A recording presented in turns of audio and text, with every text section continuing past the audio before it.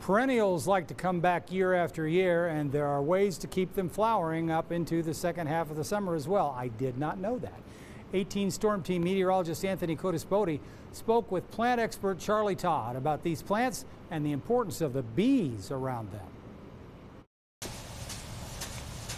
Perennials are very common plants in our area, and even though it's getting into the second half of the summer, there's still a way to get some more flowering out of them. If you've got plants that have come up, flowered already, especially the perennials, don't hesitate to cut some of the dead blooms back, because this flower, to give you an example, should not be flowering right now. I mean, it would have flowered earlier in the spring, but mine got really tall and kind of fell over, so I actually clipped them back and I got a second flowering out of it. So that happens with a lot of perennials. That's what's nice about perennials, is most plants are driven to try to go to some type of seed. So see how you've got the flowers here, but you also have a lot of dead flowers that have done. So if you actually just go out and start clipping the heads of some of those dead flowers off, this plant recognizes it, wants to come to seed, so it's going to start pushing flowers again. And with perennials comes bees,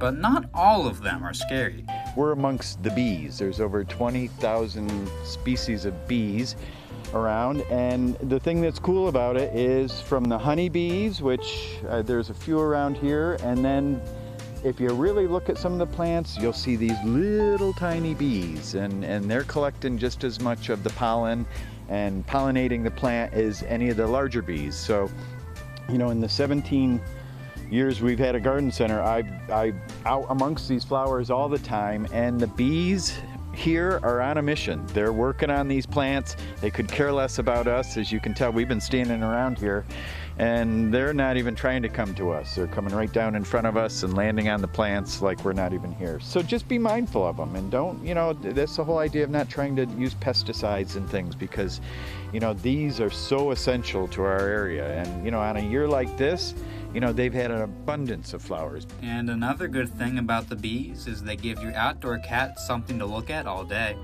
In Southport, Anthony Codispoti, 18 News.